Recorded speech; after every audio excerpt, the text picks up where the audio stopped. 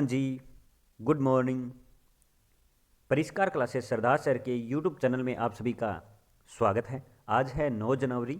तो हम इस वीडियो में 9 जनवरी से रिलेटेड जितने भी करंट अफेयर के क्वेश्चन बनते हैं उसके बारे में डिस्कस करेंगे।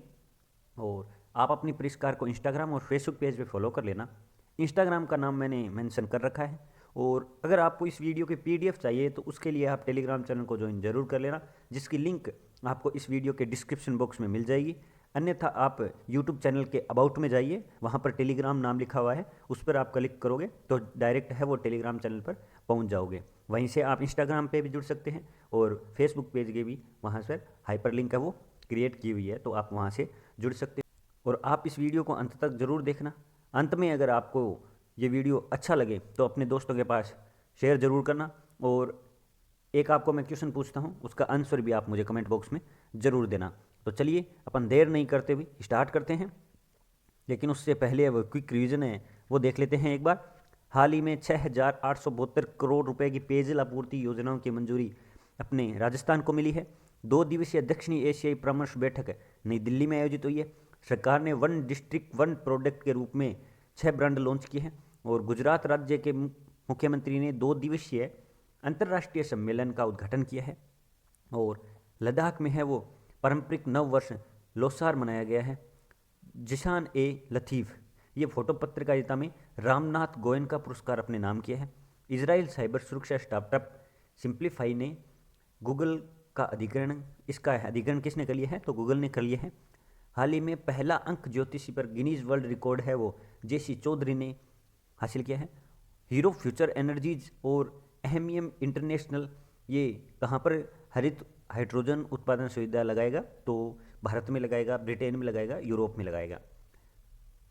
चेन्नई हवाई अड्डा है वो शीर्ष टॉप 10 में है, वो सूची में शामिल हुआ है। ये भारत का एकमात्र हवाई अड्डा है। वैसे तो ये 8वें नंबर पर है, लेकिन भारत का एकमात्र है। भारत अमेरिका व्यापार परिषद के प्रमुख है अतुल केशव बने हैं। भारत के पहले ओपन रॉक संग्रहालय का उद्घाटन जितेंद्र सिंह ने किया है। और भारत के त्रिकोमाली तेल टैंक फार्म का पुनर्विकास के लिए है किस देश के समझौता हुआ है? तो श्रीलंका के साथ समझौता हुआ है।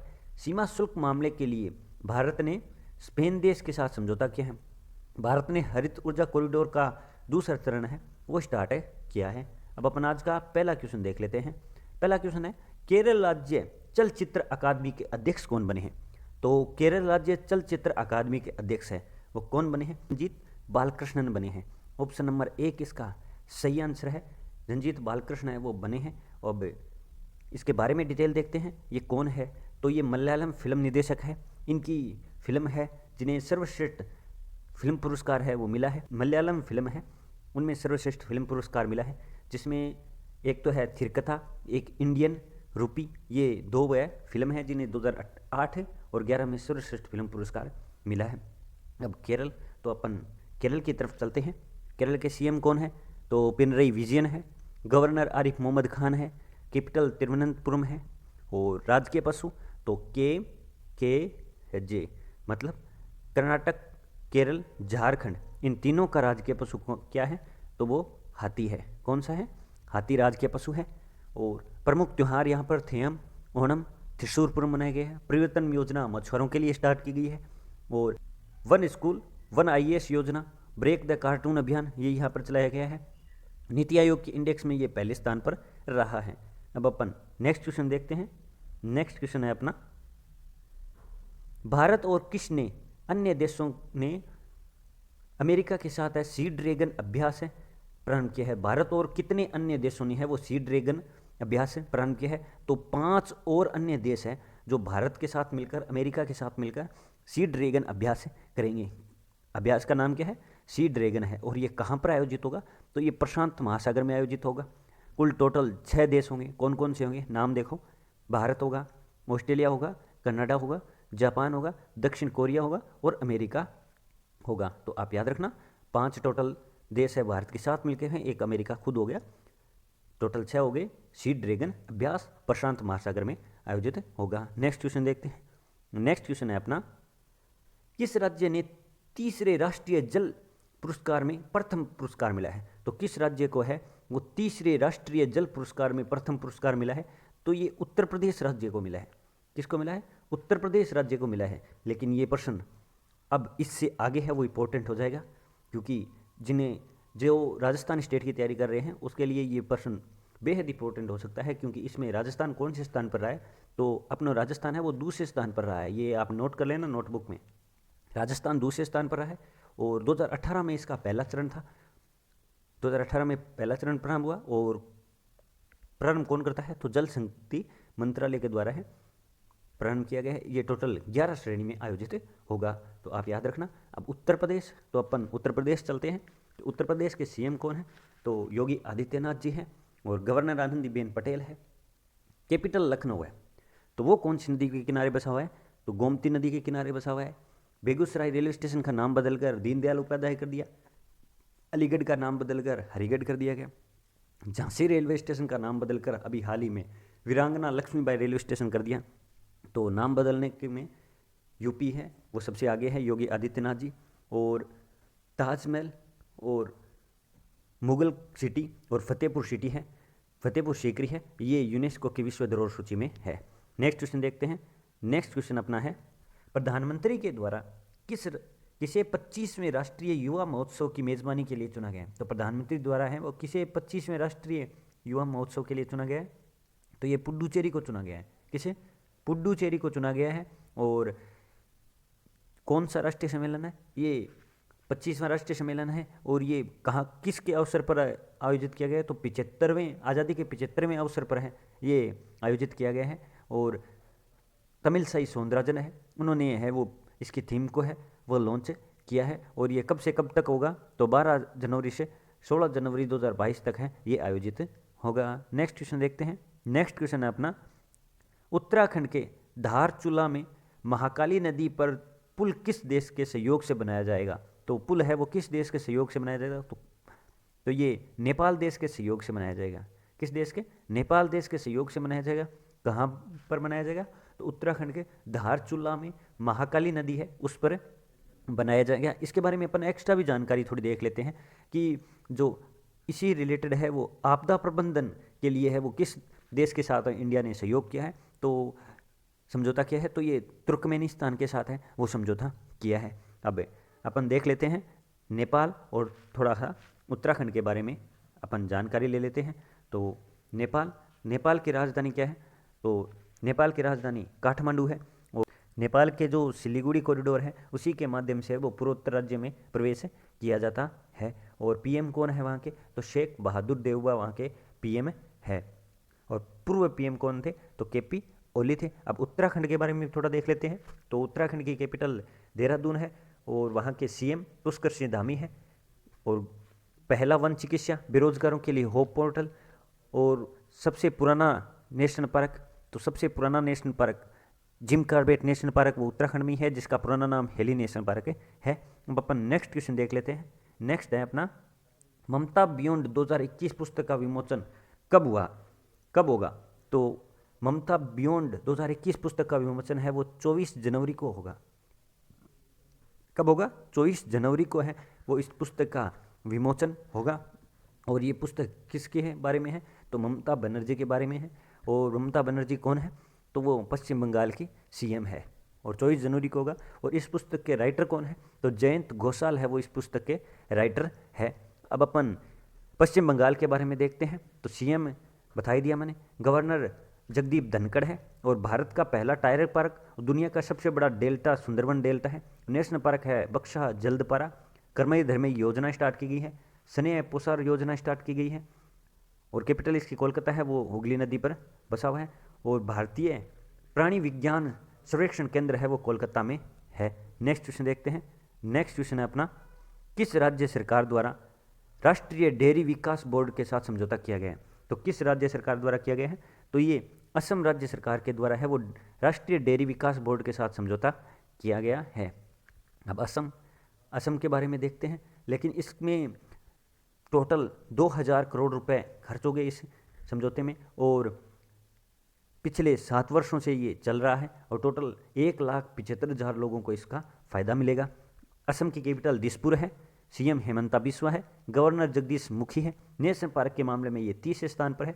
7 नेशनल पार्क है। पहले स्थान पर एमपी है और दूसरे स्थान पर अंडमान द्वीप है। और तीसरे स्थान पर ये असम है। मानस, औरंगा, काजीरंगा, डिब्रू साइखोवा, नामेरी, रायमोना, देहिंग पटकाई, ये यहाँ पर नेशनल पार्क है। नेक्स्ट क्वेश्चन देखते हैं। नेक्स्ट है अपना, हाल ही में पावर एंड एनर्जी श्रेणी में रजत पुरस्कार किसने जीता है? तो पावर एंड एनर्जी में रजत पुरस्कार है वो किसने जीता है? तो वो दिल्ली विद्युत निगम ने जीता है। किसने जीता है? दिल्ली विद्युत निगम ने है वो पावर एंड एनर्जी पुरस्कार है वो जीता है। अब कैपिटल, अपनी भारत की कैपिटल दिल्ली ने जीता है, तो अपन दिल्ली के बारे में जानते हैं। सीएम अरविंद केजरीवाल है। वृक्षारोपण नीति लागू करने वाला ये पहला राज्य है। स्वयं का बोर्ड है यहाँ पर। और भारत की पहली ड्राइवरलेस मेट्रो यहाँ पर संचालित होती है। और रेड लाइट ऑन गाड़ियों ऑफ अभियान का दूसरा चरण है वो चल रहा है। अब अपन नेक्स्ट क्वेश्चन देखते हैं। नेक्स्ट क्वेश्चन है अपना, ओडिशा लिमिटेड में ग्रीन एनर्जी डेवलपमेंट कॉरपोरेशन ने किसके साथ समझौता किया है? तो ओडिशा लिमिटेड ने है वो ग्रीन एनर्जी डेवलपमेंट ने है वो एनएचपीसी के साथ समझौता किया है। ये जैसे एनटीपीसी है वैसे ही एनएचपीसी है, तो इसके साथ है वो समझौता किया गया है। किसके द्वारा? तो ओडिशा लिमिटेड के द्वारा किया गया है। अब अपन ओडिशा के बारे में भी थोड़ा देख लेते हैं कि ओडिशा के सीएम कौन है। तो ओडिशा के सीएम है वो नवीन पटनायक साहब है। गवर्नर गणेशी लाल है। लोकसभा की सीटें यहाँ पर 21 है और राज्यसभा की सीटें 10 है और विधानसभा की सीटें हैं 147 है। और नेशनल पार्क कौन कौन से हैं? तो सिमलीपाल, भीतरकनिका ये यहाँ पर नेशनल पार्क है और अमृत रैंकिंग में ये पहले स्थान पर रहा है। नेक्स्ट क्वेश्चन देखते हैं। हाल ही में बैंक ऑफ बड़ौदा का ब्रांड एम्बेसडर किसे बनाया गया है? तो बैंक ऑफ बड़ौदा का ब्रांड एम्बेसडर है वो किसे बनाया गया है? तो शेफाली वर्मा को बनाया गया है। ये भारतीय महिला क्रिकेट टीम की खिलाड़ी है। शेफाली वर्मा सबसे कम उम्र की खिलाड़ी है। इसके कई रिकॉर्ड हैं, इनके नाम है। सबसे कम उम्र में ये पहली महिला खिलाड़ी है जिन्होंने दक्षिण अफ्रीका के खिलाफ टेस्ट मैच खेला। और आईसीसी की सूची में ये शीर्ष पर रहने वाली भी कम उम्र की पहली महिला है।